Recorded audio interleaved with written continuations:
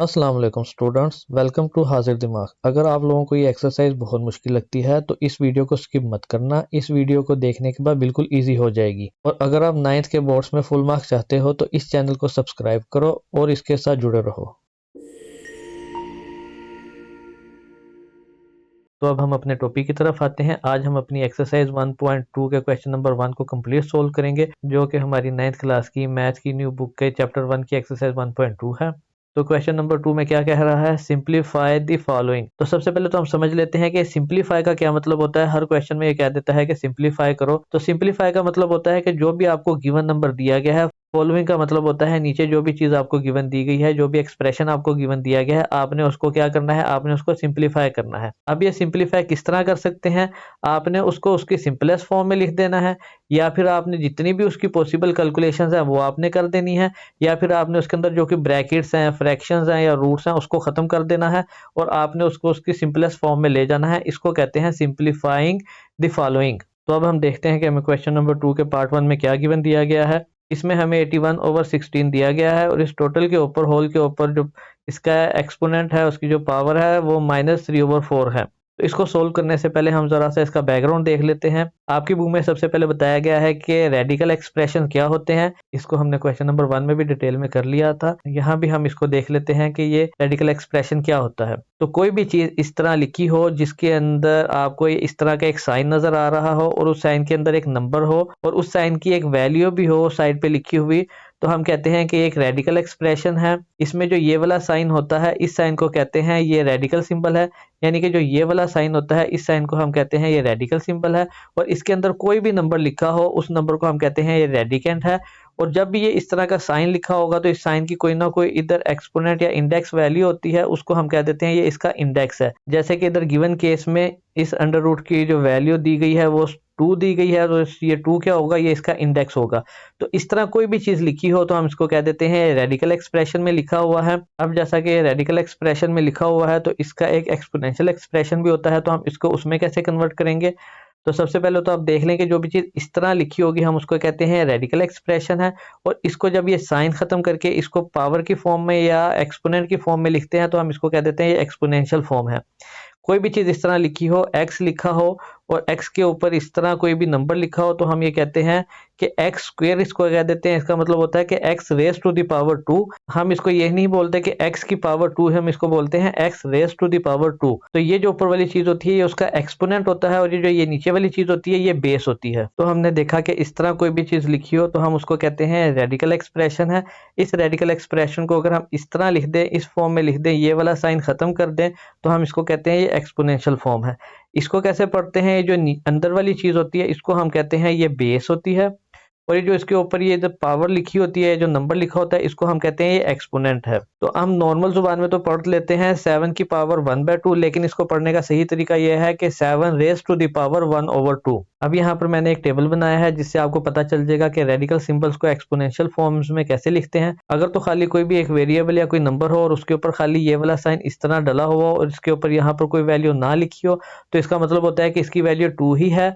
तो जब हम इसको कन्वर्ट करते हैं तो ये अंदर वाली वैल्यू वैसे ही बेस इधर वैसे ही आ जाएगी और ये वाले साइन की जो वैल्यू होती है 1/2 होती है। यानी कि जो नॉर्मल इस तरह का साइन होता है इसकी वैल्यू क्या होती है, इसकी वैल्यू 1/2 होती है। अब हम देख लेते हैं कि अगर इस तरह कोई चीज लिखी हो जिसमें ये अंदर वाला रेडिकेंट ऐसे ही लिखा हो और उसके ऊपर ऐसे ही साइन हो, लेकिन इस साइन के साथ यहाँ पर कोई नंबर लिखा हो, अगर ये नंबर 2 लिखा होगा तो इसको भी हम ऐसे ही लिखेंगे, 1/2 ही आएगा और अंदर वाली वैल्यू वैसे ही आएगी हमारी। यानी कि अगर कोई सिंपल इस तरह साइन हो तो इसकी वैल्यू भी 1/2 होती है और अगर इसके ऊपर यहाँ पर 2 लिखा हो तो इसकी वैल्यू भी 1/2 ही होती है। यानी इस 2 को लिखें या ना लिखें कोई फर्क नहीं पड़ता, इसकी वैल्यू 1/2 ही होती है। लेकिन अगर इसकी वैल्यू इंक्रीज कर जाए, यहाँ पर कोई और नंबर आ जाए, 3 नंबर आ गया और इसी तरह वैल्यू लिखी हुई है, तो अंदर वाली बेस वैसे ही आ जाएगी और जो इसकी वैल्यू है 1/3 आ जाएगा।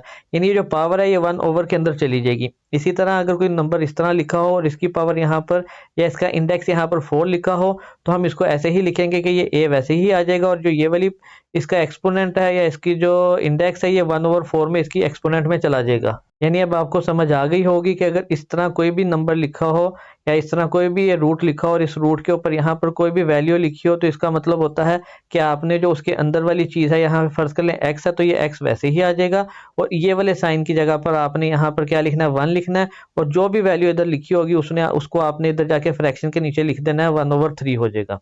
तो इस तरह हम रेडिकल सिंबल्स को एक्सपोनेंशियल फॉर्म्स में लिखते हैं। अब आपकी बुक में 2 लॉज दिए गए हैं, हम वो देख लेते हैं वो लॉज कौन कौन से हैं। एक लॉ है रेडिकल लॉ और दूसरा लॉ है इंडिसेस।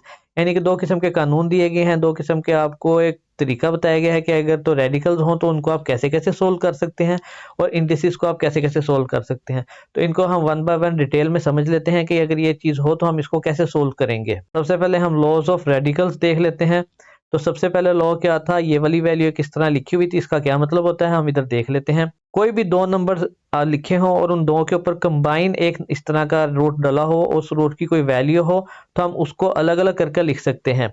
यानी फ़र्ज़ कर लें कि इस तरह कोई भी चीज़ लिखी हुई है और अंदर x है और y है, तो इसका मतलब है कि ये x के ऊपर भी है और ये y के ऊपर भी है, तो हम इसको अलग-अलग कर भी लिख सकते हैं। x के ऊपर भी आ जाएगा, वैसे ही मल्टीप्लाई होगा और ये इधर y के ऊपर भी आ जाएगा। तो अगर इस तरह लिखा हो तो हम इसको ऐसे लिख सकते हैं और अगर ऐसे लिखा हो तो हम इसको ऐसे लिख सकते हैं। हम दोनों तरह, हम वाइस वर्सा इसको किसी भी तरह लिख सकते हैं। इधर मैंने एक एग्जांपल बताई है, इस तरह आपको कि समझ आ जाएगी कि एक अंडर रूट है, अंडर रूट के अंदर 3 और 5 मल्टीप्लाई हो रहे हैं, ये कंबाइंड लिखा हुआ है, तो इसको हम अलग-अलग कर इस तरह भी लिख सकते हैं, under root 3 multiply by under root 5। ये पहला लॉ है हमारा रेडिकल्स का। दूसरा लॉ क्या कह रहा है कि इस तरह कोई भी चीज़ लिखी हो, उसमें हमने देखा था कि अगर कोई भी चीज़ इस तरह लिखी हुई है, a मल्टीप्लाई हो रहा है b के साथ, तो हम दोनों को अलग-अलग करके लिख सकते हैं। इसमें क्या है कि अगर a और b डिवाइड हो रहा है और दोनों के ऊपर इस तरह का साइन है, तो इसका मतलब है कि हम इसको भी अलग-अलग करके लिख सकते हैं। यानी कि ये a के ऊपर भी आ जाएगा और इस तरह ये नीचे b के ऊपर भी आ जाएगा। तो वही चीज़ इसने यहाँ बताई है कि a ओवर b है और इस टोटल के ऊपर रूट है और रूट की एक इंडेक्स वैल्यू है n, तो ये a के ऊपर भी आ जाएगा और ये b के ऊपर भी आ जाएगा। इसी तरह हम इधर एग्जांपल देख लेते हैं कि अगर अंडर रूट 3/5 है तो ये अंडर रूट 3 के ऊपर भी आ जाएगा, ओवर अंडर रूट 5 के ऊपर भी आ जाएगा। ये दूसरा लॉ है इसका। अब तीसरा लॉ देख लेते हैं। तीसरा लॉ क्या है कि अगर इस तरह कोई चीज़ लिखी हो और इधर लिखा हो कि a और a के ऊपर यहाँ पे अंदर स्क्वायर डला हो, या इस तरह हो कि इस तरह कोई चीज़ लिखी हो और अंदर a हो और इस टोटल के ऊपर स्क्वायर डला हो, तो ये इक्वल होता है। यानी अंदर स्क्वायर लिख दें, आप ऊपर लिख दें, तो एक ही बात होती है। अब हम इसे और एग्जांपल के तौर पे देख लेते हैं कि अगर इधर x है और x के ऊपर इधर वैल्यू 3 डली हुई है, तो ये इक्वल होगा, अगर ऐसे ही स्क्वायर रूट हो और इसके अंदर x है तो इसके होल के ऊपर 3 डाल दें हम, तो ये एक ही बात होती है। आप इस तरह भी लिख सकते हैं, आप इस तरह भी लिख सकते हैं। तो वही चीज़ उधर उसने बताई है कि a के ऊपर m है और ये टोटल अंडर रूट के अंदर है, तो हम इसको ऐसे भी लिख सकते हैं कि a अंडर रूट a के होल की पावर m। अब हम रेडिकल का अपना लॉ 4 देख लेते हैं जो कि लास्ट है। तो इसका क्या मतलब है कि अगर आपका कोई रेडिकल इस तरह का है कि उस रेडिकल का इंडेक्स और जो उसके ऊपर उसके एक्सपोनेंट है वो दोनों सेम हो, तो ये एक दूसरे से कट जाएंगे और a आपका वैसे का वैसा आ जाएगा। आप इसको ऐसे भी लिख सकते हैं, इधर देखें कि जैसे कि ये 6 है और 6 अंडर रूट के अंदर है और अंडर रूट का जो इंडेक्स है उसकी वैल्यू 2 है और जो 6 है उसके ऊपर भी 2 का स्क्वायर है, तो इसका मतलब है कि ये जो स्क्वायर है ये इसके साथ अंडर रूट के साथ कट जाएगा, क्योंकि हमने देखा था कि अगर ये वैल्यू इस तरह लिखी हो तो हम इसको इस तरह एक्सपोनेंशियल फॉर्म में लिख सकते हैं। तो हमने वैसे ही किया, ये स्क्वायर वैसे का वैसा रह गया। इस रेडिकल को हमने जब एक्सपोनेंट में कन्वर्ट किया तो 6 की पावर 1/2 आ गया और इस होल की पावर क्या थी, 2 थी, तो ये 2 इस 2 के साथ कट गया, तो 6 हमारा वैसे का वैसा आ गया। इसको हम आगे और ज़्यादा एक्सप्लेन कर लेते हैं कि फ़र्ज़ कर लें इधर आपके पास ऐसे कोई रेडिकल का साइन है और इसके अंदर कोई वैल्यू लिखी हुई है x, तो इसके ऊपर यहाँ पर कोई वैल्यू दी हुई है 3, तो इसके ऊपर भी अगर इसकी टोटल वैल्यू आपको 3 दी हुई है, यानी कि ये जो इंडेक्स है और ये जो एक्सपोनेंट है अगर ये दोनों सेम हो तो ये कट जाते हैं। ये कैसे करते हैं, हमें पता है कि ये जो रेडिकल फॉर्म है इसको अगर हम एक्सपोनेंशियल फॉर्म में लिखें तो हम कैसे लिखते हैं, ये x वैसे ही आ जाएगा और जो ये वाला सिंबल है इस सिंबल को हम कैसे लिखते हैं, इसको हम 1 ओवर ये 3 था तो इधर ओवर में 3 आ जाएगा और जो ये वाला 3 है ये इस होल के ऊपर 3 है, तो ये 3 इस 3 से कट जाएगा, तो हमारे पास आंसर x आ जाएगा। मैंने यहाँ पर दोबारा वही टेबल लिख दिया है ताकि आपको ज़्यादा अच्छे से समझ आ जाए कि हम रेडिकल सिंबल्स को एक्सपोनेंशियल फॉर्म्स में कैसे लिखते हैं। जो ये वाला साइन है अगर इसके ऊपर कोई पावर नहीं है तो ये 1/2 ही रहेगा, अगर इसके ऊपर इसका जो इंडेक्स है वो 2 है तो ये फिर भी 1/2 ही रहेगा, अगर इसके ऊपर जो इसका इंडेक्स है 3 है तो ये 1/3 आ जाएगा, अगर इसके ऊपर इसका इंडेक्स 4 है तो ये 1/4 आ जाएगा। इसी तरह ये आगे चलता रहेगा। इसका मतलब है कि यहाँ पर इसकी जो भी ये पावर होगी या जो भी इंडेक्स होगा वो इधर यहाँ पर आके इसके एक्सपोनेंट में 1/4 के नीचे चला जाएगा, 1 ओवर के नीचे चला जाएगा। 4 है तो 1/4 हो जाएगा, 3 है तो 1/3 हो जाएगा, 2 है तो 1/2 हो जाएगा, कुछ नहीं है तो फिर भी 1/2 होगा। ये हमने अपने रेडिकल्स के सारे लॉज देख लिए हैं कि कैसे कैसे रेडिकल्स हों तो हम उसको कैसे कैसे सोल्व कर सकते हैं। इस लॉज का यही मतलब होता है कि किस किस शेप में या किस किस तरह ये लिखे हों तो हम उसको कैसे सोल्व कर सकते हैं। अब हम अपने आगे ये इंडिसेस के कुछ लॉज देख लेते हैं कि अगर इस तरह इंडिसेस हों तो हम इसको कैसे सोल्व कर सकते हैं। सबसे पहला लॉ ऑफ इंडिसेस क्या कह रहा है कि अगर a raise to the power m हो और वो मल्टीप्लाई हो रहा हो a raise to the power n के साथ, यानी कि हमारी बेस सेम हो, तो जो पावर्स हैं वो आपस में प्लस हो जाती हैं। तो ये हमने लिख दिया कि a है और इन दोनों की जो ये एक्सपोनेंट्स हैं ये आपस में प्लस हो गए। हम इसको एग्जांपल से और ज़्यादा समझ लेते हैं कि अगर x है और x है, यानी कि ये जो बेसिस हैं ये सेम हो और आपस में ये मल्टीप्लाई हो रहे हो, तो इनकी जो पावर्स हैं या इनके जो एक्सपोनेंट्स हैं वो आपस में क्या हो जाते हैं, ऐड हो जाते हैं। तो ये क्या आ जाएगा, x 2+5 आ जाएगा। 2+5 को जब ऐड करेंगे तो x की पावर 7 हो जाएगी। हम इसको फर्दर और देख लेते हैं। फर्ज कर लें कि इधर x है और इधर y है और दोनों की पावर 2 है, तो फिर ये ऐड होंगे कि नहीं होंगे, तो ये ऐड नहीं होंगे क्योंकि ये बेसिस यहाँ पर चेंज हो गई हैं।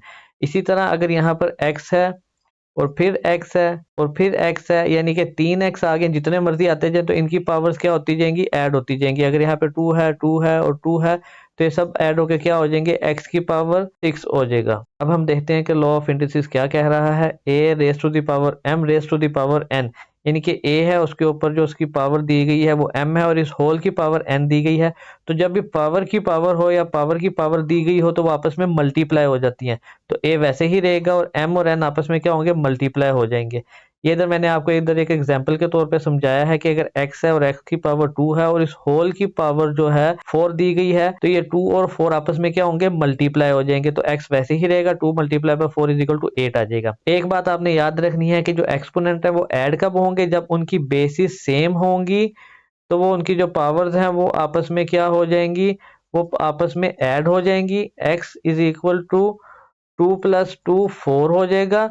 और वो मल्टीप्लाई कब होंगे, जबकि x की पावर 2 है और उसकी भी ऊपर पावर कोई आ गई है, तो तब ये आपस में पावर्स क्या हो जाएंगी, मल्टीप्लाई हो जाएंगी। तो ये बात आप लोगों ने याद रखनी है कि पावर मल्टीप्लाई कब होंगी और प्लस कब होंगी। बेसिस सेम होगी तो पावर्स ऐड हो जाएंगी, पावर की पावर होगी तो पावर मल्टीप्लाई हो जाएगी।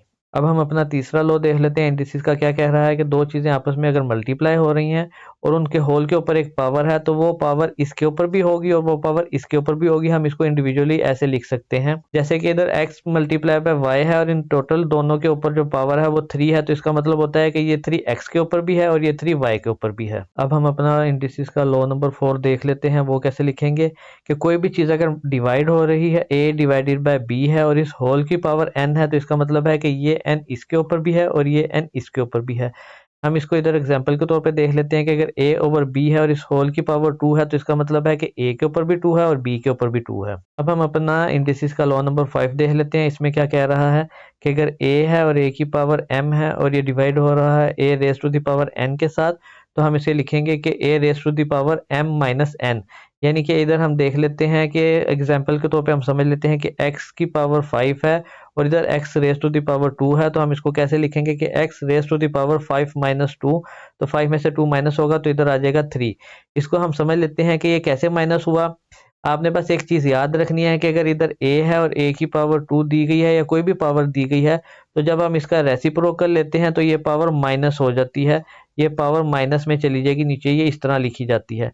और अगर इस तरह कोई माइनस में चीज़ लिखी हुई है, -2 पावर है इसकी a की, तो जब हम इसका रेसिप्रोकल लेंगे तो ये पावर प्लस में हो जाएगी, 2 लिखा जाएगा। आपने बस एक चीज़ याद रखनी है कि अगर कोई चीज़ इस तरह ऊपर लिखी हुई है, तो जब वो फ्रैक्शन के नीचे जाएगी तो जो भी इसका साइन होगा वो साइन चेंज हो जाएगा। अगर प्लस है तो माइनस हो जाएगा, माइनस है तो प्लस हो जाएगा। और इसी तरह अगर कोई चीज़ नीचे है तो वो जब भी ऊपर जाएगी तो उसका साइन चेंज हो जाएगा। प्लस है तो माइनस हो जाएगा, माइनस है तो प्लस हो जाएगा।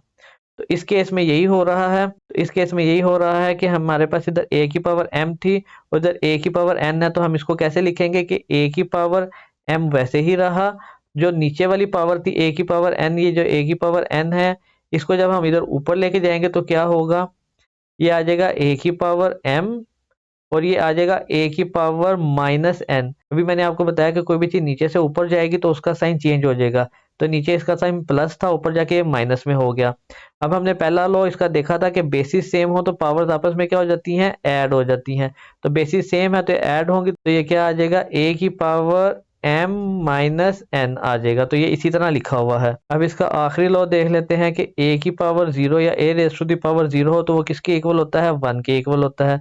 x raise to the power 0 हो वो भी 1 के इक्वल होता है। z raise to the power 0 हो तो वो भी 1 के इक्वल होता है। आपने बस ये बात याद रखनी है कि दुनिया में किसी भी चीज की पावर अगर 0 हो जाती है तो वो 1 के इक्वल आ जाएगा। उससे कोई लेना देना नहीं है कि उसकी बेस क्या है, वो a भी हो सकती है, x भी हो सकती है, 0 भी हो सकता है। फर्ज कर लें कि यहाँ पे मैंने लिख दिया कि कोई 1000 एक नंबर है और उस 1000 की वैल्यू क्या है, 0 है, तो वो क्या आंसर आ जाएगा, उसका आंसर भी 1 आ जाएगा। तो इससे कोई लेना देना नहीं कि अंदर क्या चीज लिखी हुई है। फर्स्ट मैं कह देता हूँ कि कोई एक नाम लिखा हुआ है, जैसे कि कोई कार है, कार की वैल्यू 0 है तो इसका क्या आंसर आएगा, इसका आंसर भी 1 ही आएगा। तो इससे कोई लेना देना नहीं कि क्या चीज है। किसी भी चीज की पावर अगर 0 हो गई है तो इसका मतलब है कि उसका आंसर क्या होगा, 1 होगा। ये वीडियो थोड़ी सी लेंथी होगी क्योंकि इन सब लॉस को डिटेल में समझाना जरूरी था। ये चीज आपको समझ में आएगी तो आपको इस बुक के अंदर, पूरी बुक में आगे हर जगह पे आसानी होगी, ये वाली एक्सरसाइज में भी और आगे पूरी बुक में हर जगह पे आसानी होगी कि आपने ये इंडिसेस को, पावर्स को, एक्सपोनेंट्स को कैसे सोल्व करना है और रेडिकल साइंस को कैसे सोल्व करना है। इसलिए मैंने इसको थोड़ा ज्यादा डिटेल में समझाया है, इसलिए वीडियो की लेंथ थोड़ी सी ज्यादा हो जाएगी। वीडियो को लाइक करें, चैनल को सब्सक्राइब करें और बेल आइकन को भी लाजमी दबाएं। तो अब हम अपने क्वेश्चन नंबर 2 के पार्ट 1 की तरफ आते हैं। इसमें हमें क्या गिवन दिया गया है, इसमें उसने हमें एक फ्रैक्शन दी है और फ्रैक्शन की एक पावर है। उसने दिया है कि 81/16 और होल की पावर -3/4। तो अब हम सॉल्यूशन में आते हैं। सॉल्यूशन में एक दफ़ा हम क्वेश्चन अपना वैसे ही लिख लेंगे। अब आपने एक चीज़ देखनी है कि हमने एक लॉ पढ़ा था कि अगर कोई भी चीज़ फ्रैक्शन में लिखी हो और उसकी होल की पावर हो तो इसका मतलब है कि वो ऊपर वाले न्यूमरेटर की भी वही पावर होती है और नीचे डिनोमिनेटर की भी वही पावर होती है। यानी कि a/b है तो इसकी होल की पावर n है तो ये n a के ऊपर भी होगा, ये n b के ऊपर भी होगा। तो हम इसको अलग अलग करके लिख सकते हैं। इधर भी हम ऐसे ही करेंगे कि जो -3/4 है ये 81 के ऊपर भी है और ये 16 के ऊपर भी है। तो ऊपर भी हम 81 के ऊपर -3/4 लिख देंगे, नीचे 16 के ऊपर भी -3/4 लिख देंगे। अब आपने एक चीज़ याद रखनी है कि जब भी आपके क्वेश्चन में आपको नेगेटिव वैल्यू दी होगी पावर में तो आपने उसको पॉजिटिव करना है। तो पॉजिटिव करने का क्या तरीका होता है कि अगर कोई चीज़ ऊपर लिखी हुई है फ्रैक्शन के तो आप उसको जब नीचे लेके जाएंगे तो उसका साइन चेंज हो जाएगा। अगर नीचे लिखी हुई है तो ऊपर लेके जाएंगे तो साइन चेंज हो जाएगा। इसका मतलब है कि जब भी फ्रैक्शन में से कोई चीज़ ऊपर या नीचे आएगी या नीचे से ऊपर जाएगी तो उसका जो भी साइन होगा वो चेंज हो जाएगा। अगर माइनस है तो पॉजिटिव हो जाएगा और पॉजिटिव है तो माइनस हो जाएगा। तो इसमें हम क्या करेंगे कि अब हमारे पास 81 है और 81 की पावर -3/4 है। इसको हम नीचे ले आएंगे फ्रैक्शन के तो ये हो जाएगा +3/4। और जब ये 16 की पावर भी नेगेटिव है इसको हम ऊपर लेके जाएंगे तो ये हो जाएगा +3/4। यानी कि जब भी कोई चीज़ नीचे से ऊपर जंप मारेगी या ऊपर से नीचे जंप मारेगी तो उसकी पावर का साइन चेंज हो जाएगा। तो ये हमारा चेंज हो गया। 16 जब ऊपर आ गया तो इसकी पावर +3/4 होगी और जब 81 नीचे आ गया तो इसकी पावर भी +3/4 होगी। तो आप डायरेक्ट भी कर सकते हैं, कुछ टीचर डायरेक्ट भी करवाते हैं कि 81/16 है तो इसकी पावर अगर कोई भी नेगेटिव में दी गई है, -2 है, तो क्या करेंगे कि डायरेक्ट इसको हम फ्लिप कर दें तो इसकी पावर चेंज हो जाएगी। ये मैंने इधर बताया है कि जैसे 81/16 है तो अगर आप 16/81 करेंगे तो ये पावर चेंज हो जाएगी। कुछ टीचर इस तरह डायरेक्ट भी करवाते हैं लेकिन मैंने आपको इस तरह करवाया है क्योंकि ये यही वाला रूल सही होता है इसका। अब एक चीज़ आपने याद रखनी है कि जब भी कोई चीज़ें मल्टीप्लाई हो रही हो इस तरह तो वो हम उसको कैसे उसके पावर्स की फॉर्म में लिखते हैं। हमने ये पढ़ा हुआ है कि जब बेसिस सेम हो तो पावर्स क्या होती हैं, पावर्स ऐड हो जाती हैं। यानी x और x है तो ये क्या हो जाएगा, ये x की पावर 2 हो जाएगी। यानी इस x की पावर 1 थी, इस x की पावर भी 1 थी तो ये जब मल्टीप्लाई होंगे तो x की पावर क्या हो जाएगी, 2 हो जाएगी। इसी तरह ये 2 और 2 जब मल्टीप्लाई होगा तो हम कहते हैं कि ये 2 का स्क्वायर है तो इसकी वैल्यू क्या होती है, 4 है। इसी तरह अगर ये 3 दफ़ा मल्टीप्लाई होगा तो हम ये कह देंगे कि ये 2 की पावर क्यूब होगी और इसकी वैल्यू क्या आ जाएगी, 8 आ जाएगी। इसी तरह अगर ये 4 दफ़ा मल्टीप्लाई हो जाएगा तो हम ये कह देंगे कि 2 की पावर 4 हो गई है और इसकी वैल्यू क्या आ गई है, 16 आ गई है। यानी 2 2 ज़ा 4, 4 2 ज़ा 8, 8 2 ज़ा 16, इस तरह आगे चलेगा। यही केस इस तरह 3 के में भी होगा। तो आप लोगों ने ये कुछ वैल्यूज याद कर लेनी है कि 2 के स्क्वायर की क्या वैल्यू होती है, 2 के क्यूब की क्या वैल्यू होती है, 3 के स्क्वायर की क्या वैल्यू होती है और 3 के क्यूब की क्या वैल्यू होती है। तो अब वापस हम अपने क्वेश्चन की तरफ आते हैं। हमारा क्वेश्चन था 16 की पावर 3/4 ओवर 81 की पावर 3/4।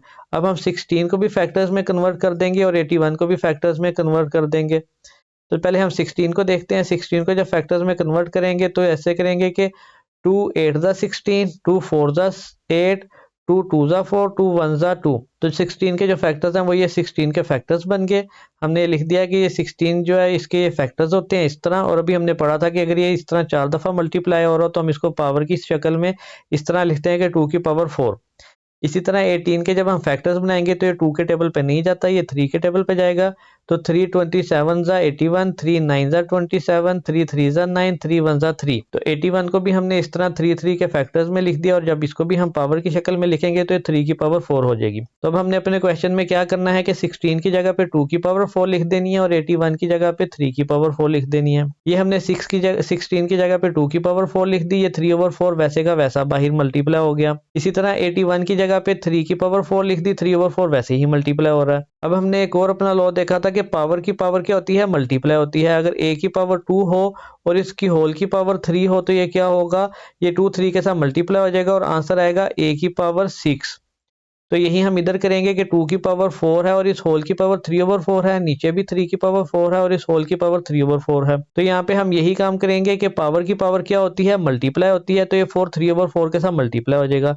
तो जब भी ये 4 मल्टीप्लाई होगा इस तरह 3/4 के साथ, तो ये 4 इस 4 से कट जाएगा तो 2 की पावर खाली 3 रह जाएगी। इसी तरह ये 4 भी इस 4 से कट जाएगा तो 3 की पावर 3 रह जाएगी। आप लोगों ने ये चीज़ याद रखनी है कि इस तरह अगर सेम नंबर हो ऊपर नीचे तो ये कट जाते हैं। तो 2 की पावर 3 आ गया, 3 की पावर 3 आ गया, तो 2 की पावर क्या होता है, तो 2 की पावर 3 क्या होता है, 2 multiply by 2 multiply by 2 is equal to होता है 8, और 3 मल्टीप्लाई 3 इज इक्वल टू होता है 27। तो ये हमारा आंसर आ गया 8/27। उसने हमें कहा था कि आपने सिंपलीफाई करना है, तो सिंपलीफाई का मतलब होता है कि आपने सारी ब्रैकेट्स खत्म कर देनी है, सारे रूट्स खत्म कर देने हैं, जो कि कट रहा होगा आपने उसे काट देना है, और आपने फर्दर उसकी कोई कैलकुलेशन ना होती हो तो हम कहते हैं कि सिंपलीफाइड हो गया।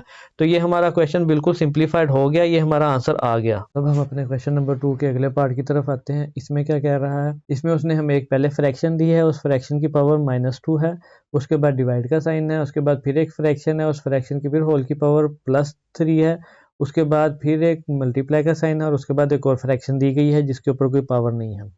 हम सॉल्यूशन में आते हैं। सॉल्यूशन में आकर हम एक दफ़ा अपना क्वेश्चन वैसे ही लिख लेंगे। अब हमें पता है कि हमने एक रूल पढ़ा था कि कोई भी फ्रैक्शन हो और उसकी होल की कोई पावर हो, तो वो जो पावर है वो a के ऊपर भी वैसे ही आ जाएगी और वो b के ऊपर भी आ जाएगी, यानी ऊपर वाले के ऊपर भी वैसे ही आ जाती है और नीचे वाले पे भी ऐसे ही आ जाती है। जैसे कि इधर दिया हुआ है कि ये n a के ऊपर भी आ जाएगा और ये n b के ऊपर भी आ जाएगा, इस तरह हम अलग-अलग करके लिख सकते हैं। तो वही हम इधर करेंगे कि ये जो -2 है ये 3/4 की होल के ऊपर है, तो ये -2 को हम 3 के ऊपर भी लिख देंगे और -2 को 4 के ऊपर भी लिख देंगे। तो वैसे ही हम इधर 3 में भी करेंगे कि ये 3 4/9 के ऊपर टोटल के ऊपर आया हुआ है, तो हम ये 3 को 4 के ऊपर भी अलग करके लिख देंगे और 3 को 9 के ऊपर भी अलग करके लिख देंगे। इसके ऊपर कोई पावर नहीं है तो इसको हम नहीं छेड़ेंगे, ये वैसे का वैसा ही रहेगा। उसके बाद अगले स्टेप में हम क्या करेंगे कि जो ये डिवाइड वाला साइन है इसको हम मल्टीप्लाई वाले साइन में कन्वर्ट कर देंगे। तो जब भी डिवाइड वाला साइन मल्टीप्लाई वाले साइन में कन्वर्ट होगा तो ये जो उसकी राइट साइड वाली फ्रैक्शन होती है वो फ्लिप कर जाएगी, यानी नीचे वाली चीज़ ऊपर आ जाएगी और ऊपर वाली चीज़ नीचे आ जाएगी। ये बात आपने याद रखनी है कि जैसे इधर 2 है और 2 के बाद डिवाइड हो रहा है 3/4 है, तो अगर हम इसको ऐसे लिखें कि 2 मल्टीप्लाई आ जाएगा, यानी हमने डिवाइड वाले साइन को मल्टीप्लाई में कर दिया, तो ये फ्रैक्शन क्या हो जाएगी, ये फ्रैक्शन 4/3 में कन्वर्ट हो जाएगी।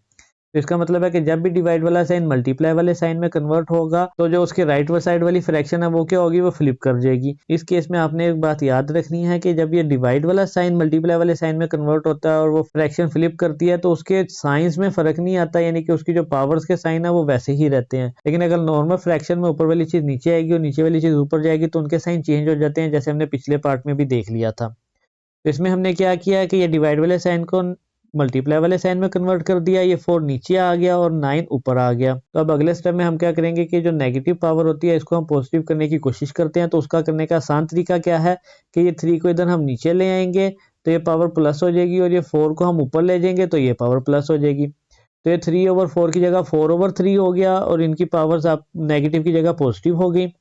ये वाली फ्रैक्शन वैसे ही लिखी रही और ये वाली फ्रैक्शन वैसे ही लिखी थी। अब हम इधर एक चीज़ देख लेते हैं कि 16 किसके इक्वल होता है। 16 अभी जैसे हमने पिछले क्वेश्चन में भी देखा था कि 2 multiply by 2 multiply by 2 multiply by 2 is equal to होता है 2 की पावर 4 और ये इक्वल होता है 16 के।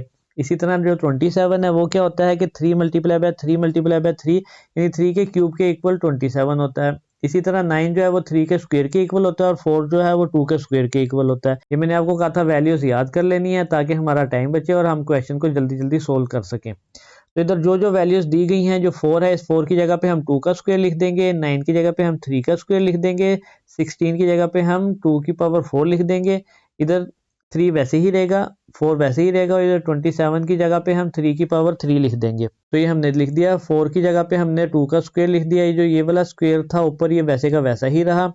9 की जगह पे हमने 3 का स्क्वायर लिख दिया, ये 3 ऊपर वैसे ही रहा। 16 की जगह पे हमने 2 की पावर 4 लिख दिया, ये नीचे वाले वैसे ही रहे और यहाँ पर हमने 27 की जगह पर 3 की पावर 3 लिख दिया और ये 4 की जगह पर 2 की पावर आ गई और ऊपर 3 आ गया। अब आपने एक चीज़ याद रखनी है कि जब भी इस तरह कोई चीज़ मल्टीप्लाई हो रही हो तो हम उसको कंबाइन करके भी लिख सकते हैं, यानी कि 3/4 मल्टीप्लाई हो रहा है 6/7 के साथ, तो हम इसको इकट्ठा ऐसे लिख सकते हैं कि ऊपर वाली मल्टीप्लाई होगी ऊपर वाली के साथ और नीचे वाली मल्टीप्लाई होगी नीचे वाली के साथ।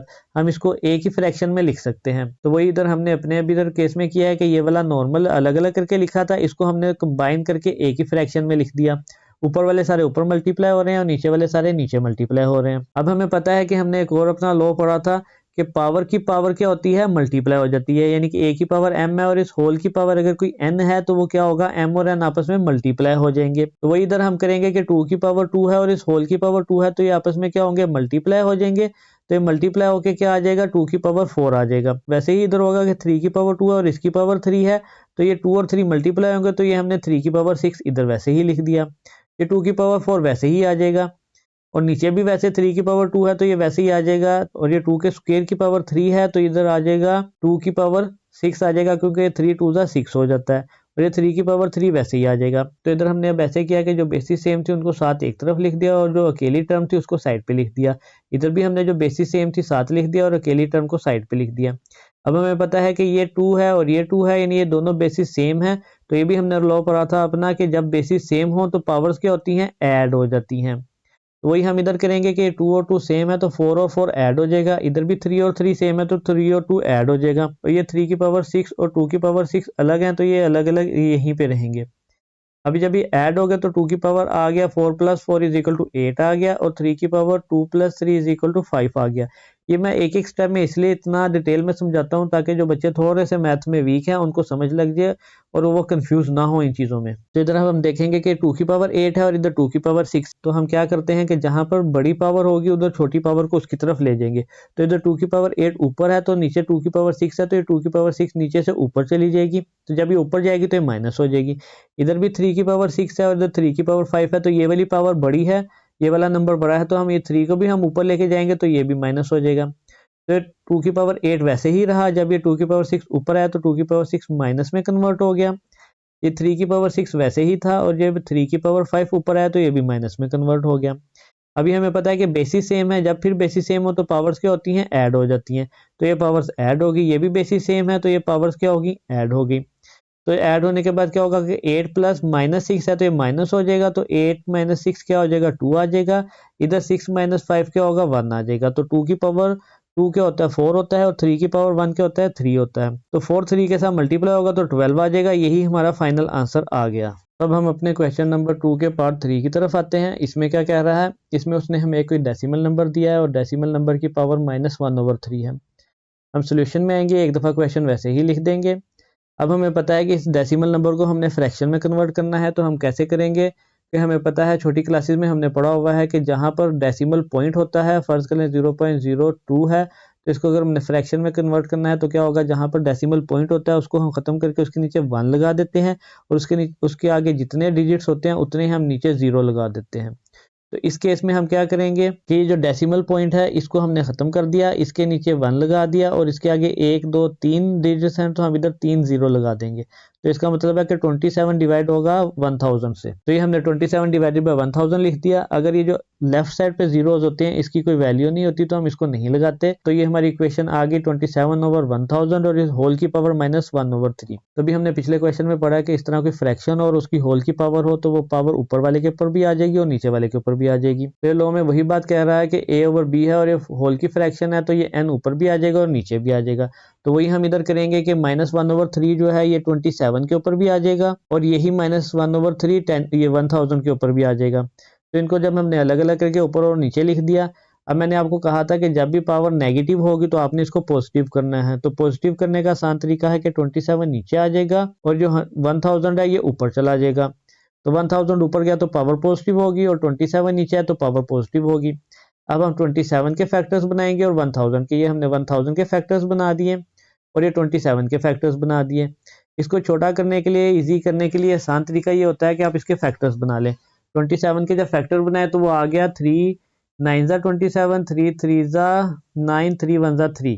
तो 27 के ये फैक्टर्स बन गए। ये हमने लिख दिया 27 के फैक्टर्स।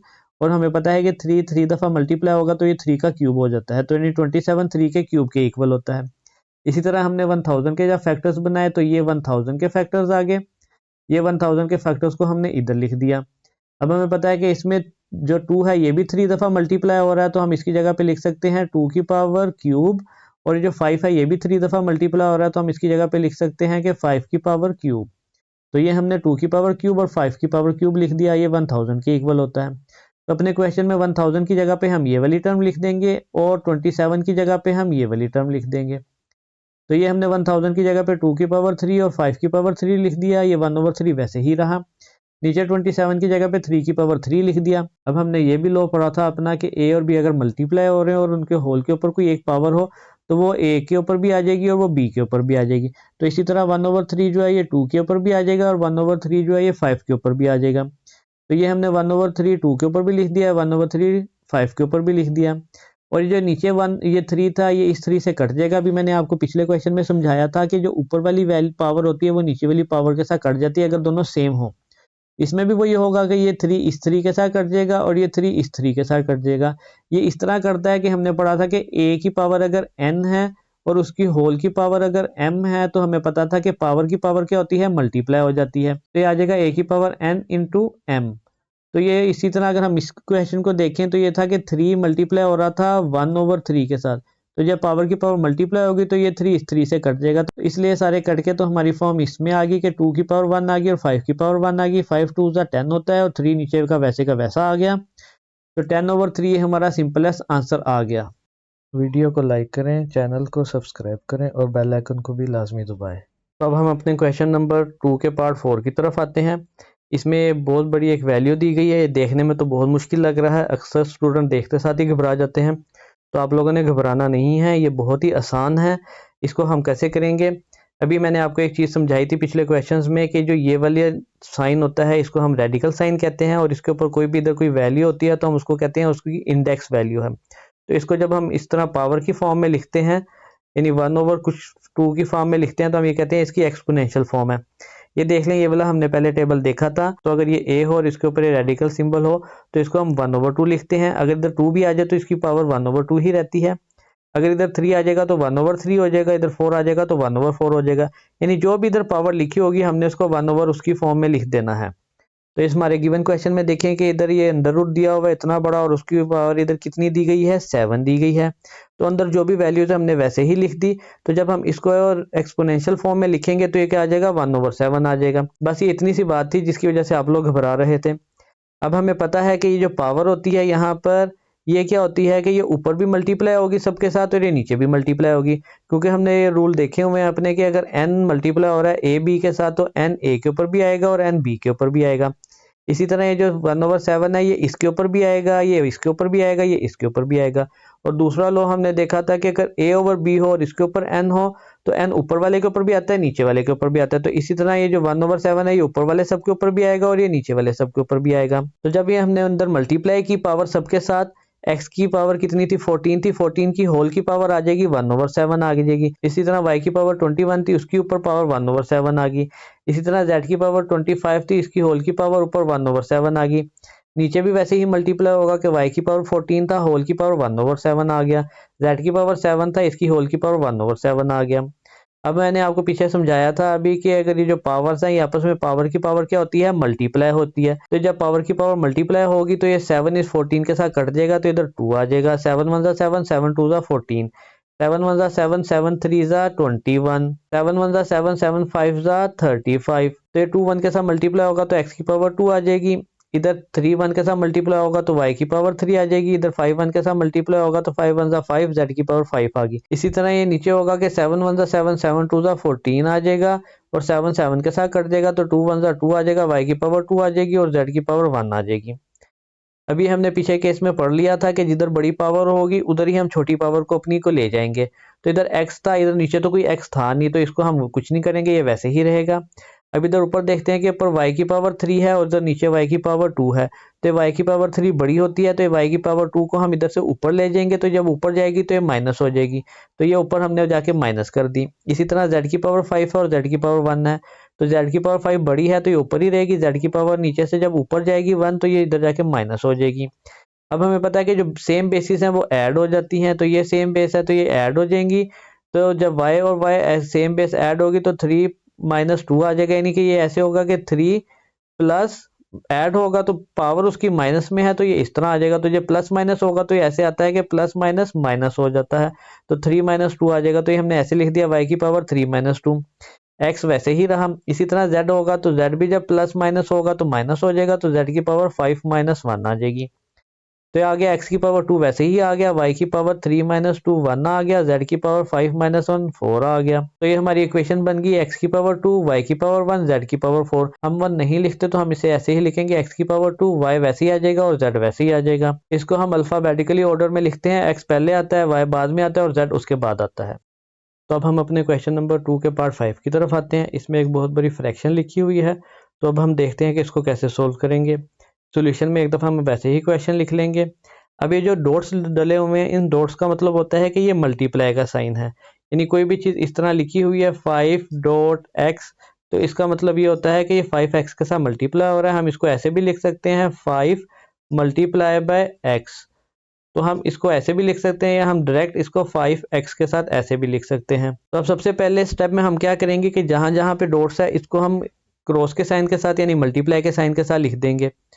तो यहाँ पे 5 डॉट था तो इधर भी 5 के साथ मल्टीप्लाई आ गया, इधर भी डॉट की जगह पे मल्टीप्लाई आ गया, इधर नीचे भी डॉट की जगह पे मल्टीप्लाई आ गया, बाकी कहीं पे हमारे पास डॉट नहीं था। अब आगे हम क्या करेंगे कि जहाँ जहाँ पर 25 लिखा हुआ है इसकी जगह पर हम 5 की स्क्वायर लिख देंगे, क्योंकि हमें पता है कि जो 25 होता है ये इक्वल होता है 5 मल्टीप्लाई बाय 5 के, और ये इक्वल होता है 5 के स्क्वायर के। तो हम अपने सबसे छोटे फैक्टर में चले जाते हैं, सबसे छोटे नंबर में चले जाते हैं, उसको पावर की शक्ल में लिख देते होते हैं। तो ये 5 वैसे ही रहेगा, इधर 25 की जगह पे 5 का स्क्वायर आ जाएगा, ये 25 की जगह पे 5 का स्क्वायर आ जाएगा, 5 वैसे ही रहेगा, नीचे 5 वैसे ही है, ये 5 वैसे ही है, इधर 25 की जगह पे हम फिर 5 लिख देंगे। अब हमने अपना एक लॉ पढ़ा था कि पावर की पावर क्या होती है, मल्टीप्लाई। ये भी हम पीछे इतनी दफ़ा कर चुके हैं, अब तो आपको याद हो जाना चाहिए कि पावर की पावर क्या होती है, मल्टीप्लाई होती है। तो इधर देखें कि ये 5 की पावर 2 है और इसकी पावर आगे 2 + 1 है, तो ये मल्टीप्लाई होगा तो ये क्या आ जाएगा, 5 की पावर 2n + 2 आ जाएगा। और इसके बाद ऊपर कहीं पे कोई पावर मल्टीप्लाई नहीं हो रही, सिर्फ नीचे हो रही है। ये भी 5 की पावर 2 है और इसकी होल की पावर n + 1 है, तो ये भी ऐसे ही मल्टीप्लाई होगा कि 5 की पावर 2n + 2 आ जाएगा। तो ये हमारी इस फॉर्म में इक्वेशन आ गई। अब हमें आगे पता है कि जब भी बेसिस सेम हो तो पावर क्या हो जाती है, ऐड हो जाती है। तो ये देखें ये 5 है और ये 5 है, बेसिस सेम है, तो इसकी पावर क्या है, 1 है और इसकी पावर क्या है, 2n + 2 है, तो ये पावर्स क्या हो जाएंगी, ऐड हो जाएंगी। तो ये मैंने कलर इसलिए लिखे हैं कि आपको पता चल जाए कि कहाँ पे किस कलर के लिहाज से क्या बात हो रही है। तो ये यहाँ पर ऐड हो जाएगा, ये पावर 5 ऐड हो जाएंगी, तो आ जाएगा 2n + 2 और ये वाला 1 प्लस इसमें ऐड हो गया। इसी तरह ये जो ग्रीन कलर है इसमें 5 और 5 सेम बेस है, तो ये 2 इस 2n में ऐड हो जाएगा, तो ये इधर आ जाएगा 5 की पावर 2n + 2 आ जाएगा। इसी तरह जो येलो है ये 5 और 5 बेस सेम है और इसकी पावर 1 है, तो ये आ जाएगा 2n + 3 + 1। तो ये 2n + 3 + 1 ये हमने वैसे यहाँ पे लिख दिया। ये नॉर्मल यहाँ पे इसके साथ कोई बेस मल्टीप्लाई नहीं हो रही, तो ये वैसे ही रहेगा। आपने एक बात याद रखनी है कि जब बेसिस मल्टीप्लाई हो रही हो तब उनकी पावर्स ऐड होती हैं, तो ये बीच में माइनस का साइन है, ये वैसे का वैसा ही रहेगा। तो हमारी इक्वेशन इस फॉर्म में आ गई। यहाँ पर एक बड़ा सारा नंबर दिया गया है, यहाँ पे एक बड़ा सारा नंबर दिया गया है पावर में, और यहाँ पर 5 की पावर 2n + 2 है और नीचे भी 5 की पावर 2n + 2 है। तो जब हम इसको ऐड करेंगे तो 2n तो वैसे ही रहेगा, ये 2 और 1 में ऐड होगा तो 3 हो जाएगा, नीचे ही भी 2n वैसे ही रहेगा, 3 में 1 ऐड होगा तो 4 हो जाएगा। तो ये हमारी फाइनल शेप आ गई इक्वेशन की। अब हमने क्या करना है कि यहाँ पर हमने एक ऐसा नंबर बनाना है जो दोनों में कॉमन हो, ताकि हम उसको कॉमन लेके ऊपर नीचे काट सकें। तो अब ये देखें कि यहाँ पर 5 की पावर 2n+2 है, नीचे भी 5 की पावर 2n+2 है। तो हमने इसको और इसको इस तरह करना है कि यहाँ पर भी 5 की पावर 2n आ जाए और यहाँ पर भी 5 की पावर 2n आ जाए। तो यहाँ पर मैंने कैसे किया है कि 5 की पावर 2n+3 था, तो इस 3 को मैंने क्या किया है 2+1 की फॉर्म में लिख दिया है। मैं लिख सकता हूँ क्योंकि 2+1 किसके इक्वल होता है, 3 के इक्वल होता है। तो मैंने यहाँ पर यही किया कि 5 की पावर 2n+2+1 वैसे ही लिख दिया। अब हमें पता है कि बेसिस सेम हो तो पावर्स ऐड हो जाती हैं। तो हम इसका उल्ट भी कर सकते हैं कि अगर पावर्स ऐड हो रही हो तो बेसिस को अलग अलग करके भी लिख सकते हैं। तो यहाँ पर पावर्स ऐड हो रही थी तो मैंने बेसिस को अलग करके लिख दिया, यानी ये वाला जो टोटल नंबर था इसको मैंने इस पावर में लिख दिया और जो ये 1 था इसको 5 की पावर 1 में लिख दिया। ये वैसे ही होगा कि बेसिस सेम है तो पावर्स ऐड हो जाती हैं, तो मैंने इसको ओपन कर दिया। इसी तरह येलो वाले केस में भी हम इसी तरह करेंगे कि 2n+4 था तो इस 4 को मैंने 2+2 की शक्ल में लिख दिया। तो इसको हम ऐसे ही करेंगे कि 5 की पावर 2n+4 था तो ये इसको हमने ऐसे ही किया कि 5 की पावर 2n+2+2 कर दिया। तो ये वाली थी इसको मैंने अलग कर दिया और जो ये 2 था इसके 5 की पावर 2 में लिख दिया। तो अब हम क्या करेंगे कि जो 5 की पावर 2n+3 था इसकी जगह पे हम ये लिख देंगे कि 5 की पावर 2n+2 मल्टीप्लाई बाय 5, ये मैंने इसकी जगह पे ये लिख दिया। उसके बाद जो ये ग्रीन वाला था ये वैसे का वैसा रहेगा। ये जो येलो वाला था 5 की पावर 2n+4 था, तो ये मैंने बताया था कि 5 की पावर 2n+4 हमारा किस शेप में आ जाएगा, 5 की पावर 2n+2 मल्टीप्लाई बाय 5 की पावर 2। तो इसको मैंने इस शेप में लिख दिया। अब ये देखें कि यहाँ भी 5 की पावर 2n+2 है, यहाँ भी 5 की पावर 2n+2 है, इधर भी वही है, इधर भी वही है। तो ऊपर वालों में ये वाली टर्म कॉमन है और नीचे वालों में ये वाली टर्म कॉमन है। तो जो कॉमन कॉमन टर्म्स है हम ऊपर से कॉमन ले लेंगे। ऊपर से जब बाहर कॉमन ले लिया 5 की पावर 2n+2 बाहर कॉमन ले लिया तो अंदर बचा 5 की पावर 1-1, क्योंकि इधर कोई चीज ना हो किसी भी चीज के साथ तो 1 होता ही है। तो जब ये बाहर आ गया कॉमन तो अंदर 1 वैसे ही आ गया। नीचे भी वैसे ही होगा कि बाहर कॉमन आ गया तो इधर 5 का स्क्वायर वैसे ही रह जाएगा और ये पूरा का पूरा जब बाहर आ गया तो अंदर 1 बच गया। तो ये ऊपर और नीचे सेम था, इनको हमने काट दिया। तो हमारी इक्वेशन आ गई 5 की पावर 1-1 ओवर 5 की पावर 2-1। तो 5 की पावर 1 क्या होता है, 5 होता है, उसमें से 1 माइनस हुआ तो 4 आ गया। 5 का स्क्वायर किसके इक्वल होता है 25, उसमें से 1 माइनस हुआ तो 24 आ गया। अब ये 4 के टेबल पे कटते हैं, 4 1 जा 4, 4 6 जा 26। तो ये हमारी सिंपलेस्ट फॉर्म आ गई 1/6, ये हमारा आंसर आ गया। तो अब हम अपने क्वेश्चन नंबर 2 के पार्ट 6 की तरफ आते हैं। इसमें भी बहुत बड़ी सारी एक फ्रैक्शन दी गई है जिसको देख के वैसे ही बच्चे डर जाते हैं, तो आपने इसको भी देख कर नहीं घबराना, ये भी बहुत आसान तरीके से हल हो जाएगी। हम सोल्यूशन में आते हैं। सोल्यूशन में आके एक दफ़ा वैसे ही अपना क्वेश्चन लिख दिया। अब आपको पता है कि सबसे पहले हम क्या करते हैं कि जो बड़ी वाली वैल्यूज़ होती हैं इसको हम इसके फैक्टर्स बना देते हैं। तो 16 के फैक्टर्स क्या होंगे, 2 multiply by 2 multiply by 2 multiply by 2 किसके इक्वल आता है, 2 की पावर 4 के इक्वल आता है। इसी तरह 20 के जब फैक्टर्स बनाएंगे तो 2 10 जा 20, 2 5 जा 10, 2 5 जा 10 और 5 1 जा 5। तो ये हमारे पास आगे 20 के फैक्टर्स आ गए, ये हमने इधर ऐसे ही लिख दिया। और इसी तरह 8 क्या होता है कि 2 मल्टीप्लाई बाय 2 मल्टीप्लाई बाय 2, यानी 2 का क्यूब 8 के इक्वल होता है और 2 की पावर 4 किसके इक्वल होता है, 16 के इक्वल होता है। तो इन सब की जगह पर हम इसकी पावर्स की फॉर्म लिख देंगे या हम इसके फैक्टर्स लिख देंगे। तो 16 की जगह पर हमने ये उसके फैक्टर्स लिख दिए, ये 20 की जगह पर हमने उसके फैक्टर्स लिख दिए, ये 8 की जगह पर हमने उसके फैक्टर्स लिख दिए। बाकी इक्वेशन हमने वैसे के वैसे नीचे उतार ली। अब हमें पता है कि 2 4 दफ़ा मल्टीप्लाई हो रहा हो तो कहते हैं 2 की पावर 4 आ गई और इस होल की पावर x+1 वैसे ही थी जो थी। यहाँ पर 2 और 2 मल्टीप्लाई हो रहा है तो 2 की पावर 2 आ जाएगी और 5 वैसे ही आ जाएगा, अंदर ये वैसी टर्म वैसे ही आ जाएगी। नीचे क्या होगा, 2 3 दफ़ा मल्टीप्लाई हो रहा है तो 2 का क्यूब आ जाएगा और होल की पावर x+2 वैसे ही आ जाएगी। अब हमें पता है कि पावर की पावर क्या होती है, मल्टीप्लाई होती है। ये हमने पिछले क्वेश्चन में बहुत दफ़ा कर लिया, ये अब आपको चीज़ आ गई होगी। तो इधर देखें कि 2 की पावर 4 है और इस होल की पावर x+1 है, तो ये 4x+1 के साथ क्या होगा, मल्टीप्लाई हो जाएगा। तो जब ये 4x+1 के साथ मल्टीप्लाई होगा तो ये कैसे होगा कि 4 इसके साथ भी मल्टीप्लाई होगा और ये 4 इसके साथ भी मल्टीप्लाई होगा। तो जब ये 4x के साथ मल्टीप्लाई होगा तो 4x आ जाएगा और 4 1 के साथ मल्टीप्लाई होगा तो 4 आ जाएगा। 5 वैसे का वैसे ही आ गया, इनको अभी हमने नहीं छेड़ा, इसको हम अगले स्टेप में करेंगे। ये हमने वैसे ही लिख दिया। नीचे ये 2 की पावर x-3 वैसे ही रहा। इधर भी 2 की पावर 3 थी और होल की पावर x+2 थी, तो ये पावर की पावर क्या होगी, मल्टीप्लाई हो जाएगी। तो ये 3x के साथ मल्टीप्लाई होकर 3x आ जाएगा और 3 2 के साथ मल्टीप्लाई होगा तो 6 आ जाएगा। अब अगले स्टेप में हम क्या करेंगे कि जो 4 है इस 4 को भी हम 2 का स्क्वायर लिख देंगे। तो ये 4 हमने 2 का स्क्वायर लिख दिया, ये 2x वैसे का वैसा ऊपर आ गया। बाकी हमने इधर कुछ भी चेंज नहीं किया। अब अगले स्टेप में हम क्या करेंगे, अब अगले स्टेप में हमने क्या किया कि ये 2 की पावर 2 थी और उसकी पावर आगे 2x थी, तो ये भी पावर मल्टीप्लाई होंगी, तो ये आ जाएगा 2 की पावर 4x आ जाएगा। उसके बाद आगे हम क्या करेंगे, उसके बाद आगे हम क्या करेंगे कि जहां जहां पर बेसिस सेम है उनको हम ऐड कर देंगे। हमें पता है कि बेसिस सेम हो तो पावर्स क्या होती हैं, ऐड हो जाती हैं। तो ये 2 और ये 2 बेस सेम है तो इनकी पावर्स क्या हो जाएंगी, ऐड हो जाएंगी। तो ये हमने ऐड करके इधर लिख दिया 2 की पावर 4x प्लस 2, 4x में ये 2 ऐड हो जाएगा। इसी तरह ऊपर और कोई चीज़ ऐड नहीं हो रही थी क्योंकि ऊपर और की बेस नहीं सेम थी। नीचे है ये 2 और ये 2 सेम है, इनकी बेस सेम है और आपस में मल्टीप्लाई हो रहे हैं। आपने एक बात याद रखनी है कि जब भी बेसिस सेम हो और वो मल्टीप्लाई हो रही हो तभी आप उनकी पावर्स को ऐड करेंगे।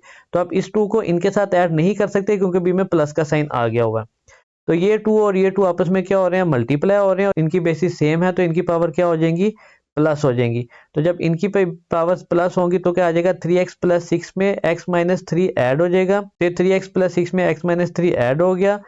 तो जब ये ऐड होगा तो ये आ जाएगा 3x में x ऐड होगा तो 4x आ जाएगा और 6 में माइनस 3 माइनस होगा तो आ जाएगा 3। तो ये अगले स्टेप में हमारे पास क्या आ जाएगा, 2 की पावर 4x प्लस 4 वैसे ही रहा, ये 5 वैसे ही रहा और ये वाला 2 की पावर 4x प्लस 2 वैसे ही रहा।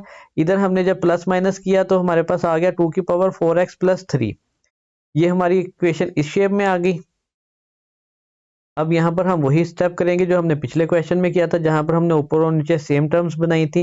तो हम सबसे पहले देखते हैं कि हमारी सबसे छोटी टर्म्स कौन सी हैं। तो ये वाली टर्म हमारी सबसे छोटी है कि 2 की पावर 4x प्लस 2, यहाँ पर 2 है, इसमें यहाँ पर 3 है और यहाँ पर 4 है, तो ये सबसे छोटी है।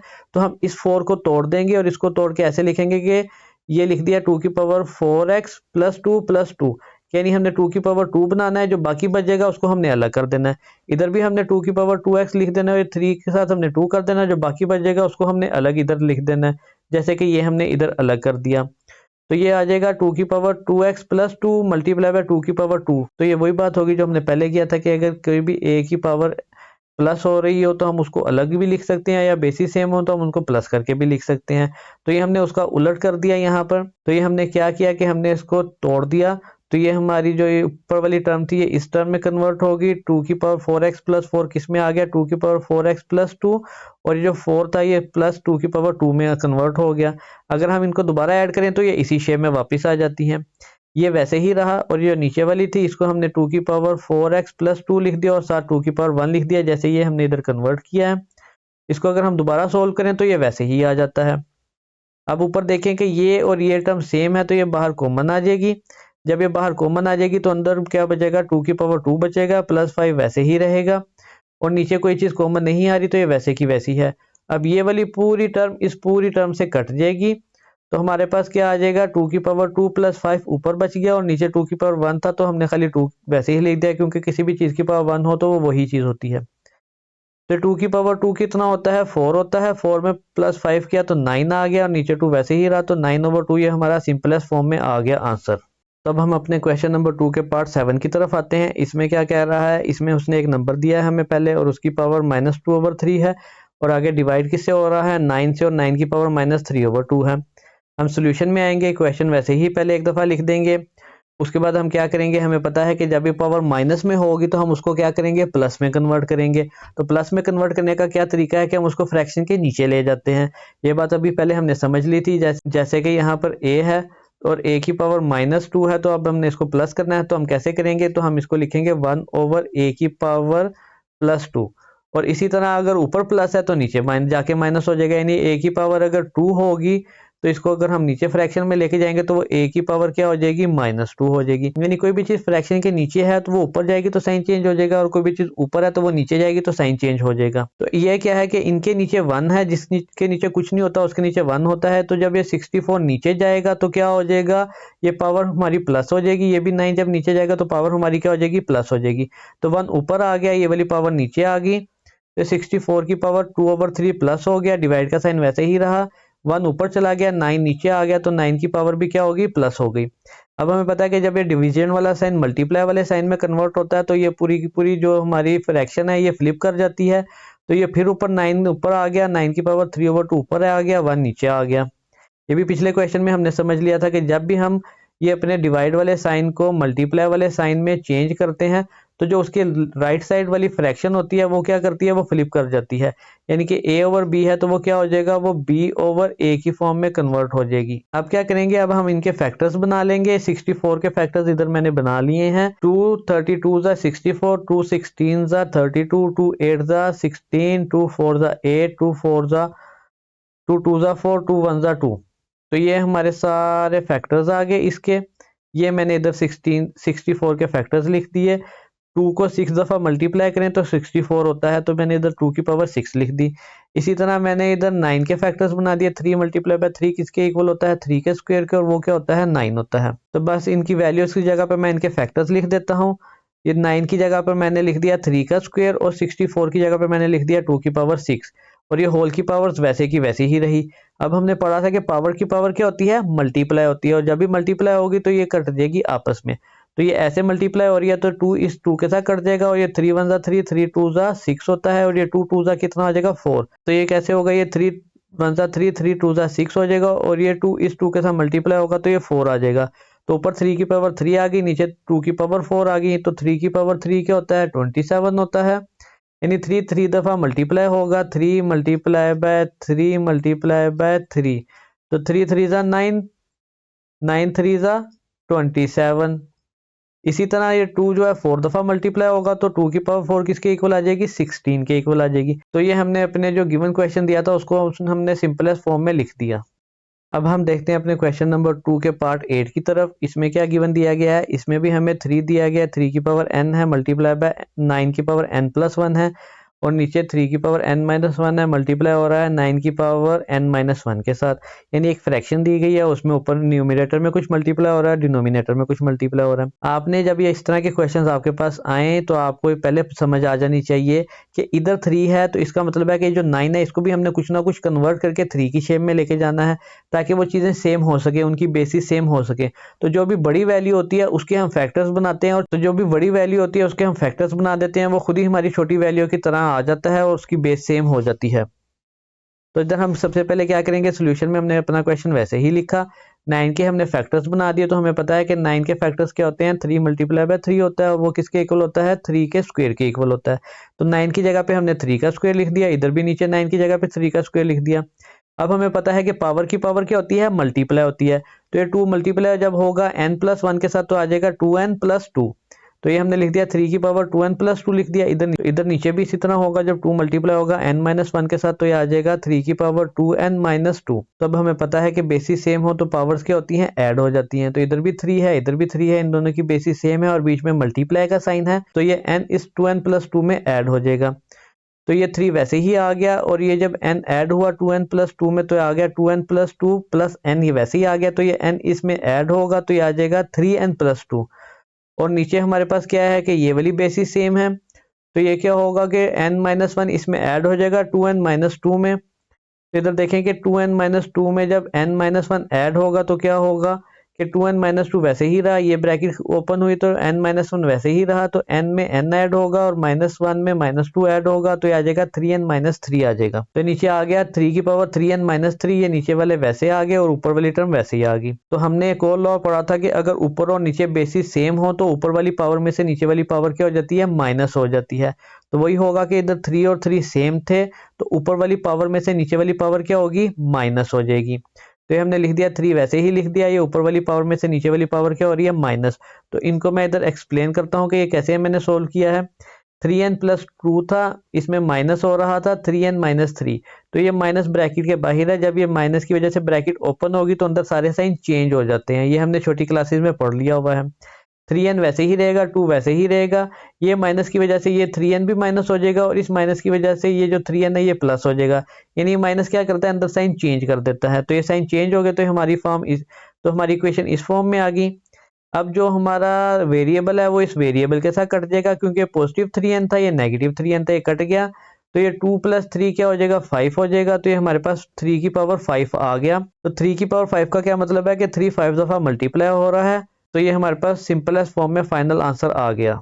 अब हम अपने क्वेश्चन नंबर 2 के लास्ट पार्ट की तरफ आते हैं। इसमें भी हमें एक बहुत बड़ी सारी फ्रैक्शन दे दी गई है, जो देखने में बहुत ज़्यादा मुश्किल लग रही है, लेकिन ये मुश्किल नहीं है, बहुत आसान होती हैं इस तरह के क्वेश्चन। तो हम सोल्यूशन में आते हैं। सोल्यूशन में हमने अपना क्वेश्चन वैसे ही लिख लिया। सबसे पहले तो हम ये करेंगे कि जो डॉट का साइन दिया गया है इसको हम मल्टीप्लाई वाले साइन के साथ रिप्लेस कर देंगे।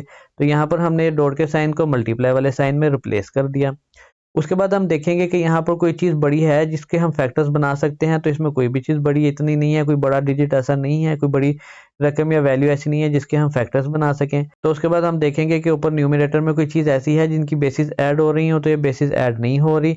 हम नीचे देखेंगे कि कोई डिनोमिनेटर में कोई चीज़ ऐसी है जिनकी बेसिस ऐड हो रही हो, तो वो भी नहीं ऐड हो रही। उसके बाद हम देखेंगे कि ऊपर कोई ऐसी चीज़ है जो कॉमन आ सकती है, तो ऊपर भी कोई चीज़ कॉमन नहीं आ रही। हम देखेंगे नीचे कोई चीज़ कॉमन आ सकती है, तो हाँ जी, यहाँ पर एक चीज़ हमें नज़र आ गई कि यहाँ पर भी 5 की पावर n है, यहाँ पर भी 5 की पावर n है। तो ये दोनों चीज़ें यहाँ पर कॉमन है। जब ये कॉमन हम बाहर निकालेंगे तो अंदर हमारे पास 9 - 4 आ जाएगा। ऊपर वाली सारी टर्म्स वैसे ही लिख दी, नीचे हमने 5 को बाहर कॉमन लेके लिख दिया। अब इसको भी हम वैसे ही करेंगे जैसे हमने इस क्वेश्चन के पार्ट 5 और 6 को किया था कि सबसे छोटी वैल्यू देखेंगे कौन सी है। ये हमारी सबसे छोटी वैल्यू है पावर में, और इसको हम क्या करेंगे कि जो अब ये वाले नंबर हैं इनको भी हम इसमें कन्वर्ट करने की कोशिश करेंगे, और जो ये वाली वैल्यू है इसको भी हम इसमें कन्वर्ट करने की कोशिश करेंगे। तो अब जो 5 की पावर n+3 है हम इसको ऐसे लिख सकते हैं 5 की पावर n+3 को, कि 5 की पावर n इंटू 5 की पावर 3। हमें पता है कि बेसिस सेम हो तो पावर्स क्या हो जाती हैं, ऐड हो जाती हैं। तो हमने पावर ऐड जो पावर थी उनको हमने अलग अलग करके स्प्लिट भी करके हम लिख सकते हैं। इसी तरह हमने 5 की पावर n+1 है तो हम इसको लिख सकते हैं 5 की पावर n इंटू 5 की पावर 1। ये वैसे ही है कि बेसिस सेम हो तो हम इनको पावर्स को ऐड कर देते हैं। तो इधर ऐड थी तो हमने उनको अलग अलग करके लिख दिया। तो यहाँ पर हम 5 की पावर n+3 की जगह पर हम 5 की पावर n इंटू 5 की पावर 3 लिख देंगे। इधर भी हम 5 की पावर n+1 की जगह पर 5 की पावर n और 5 की पावर 1 लिख देंगे। अब इधर हम देखेंगे कि कोई चीज़ कॉमन आ रही है, तो ये दोनों फिर हमारे पास सेम आ गए, ये हमारे पास कॉमन आ रहे हैं, इनको हमने बाहर निकाल दिया। तो जो ये और ये हमारे पास अंदर बच गया। तो 5 की पावर n कॉमन आ गई, अंदर हमारे पास 5 की पावर 3 बच गया, -6 बच गया और 5 की पावर 1 बच गया। ये 5 की पावर n ये 5 की पावर n से कट गया, और 5 की पावर 3 किसके इक्वल होता है, 125 के इक्वल होता है। 6 5 का कितना होता है, 30 होता है। 9 में से 4 माइनस हुआ तो 5 वैसे ही बच गया। अब 125 में से -30 करेंगे तो 95 आ जाएगा, नीचे 5 वैसे ही बच गया। तो 95 को 5 पे डिवाइड करेंगे तो हमारा आंसर 19 आ जाएगा। इसे आप कैलकुलेटर की मदद से भी सोल्व कर सकते हैं। मैं इधर आपको समझा देता हूँ कि कैसे डिवाइड करते हैं। तो ये 5 1 जा 5 आ गया, नीचे 4 आ गया, ऊपर से 5 हमारे पास आ गया, तो 5 9 जा 45 आ गया। तो जब हम 5 को काटेंगे 95 के साथ तो हमारे पास 19 आ जाएगा। ये हमारी सिंपलेस्ट फॉर्म आ गई आंसर की। तो इस वीडियो में मैंने कोशिश की है कि कम से कम वक्त में आपको ज़्यादा से ज़्यादा डिटेल में चीज़ें समझाई जा सकें। इसकी वजह से वीडियो थोड़ी सी लेंथी हो गई है, तो आप लोगों ने परेशान नहीं होना, क्योंकि आप लोगों को सारे कॉन्सेप्ट भी क्लियर करने थे, इसलिए वीडियो की लेंथ थोड़ी सी ज़्यादा हो गई है।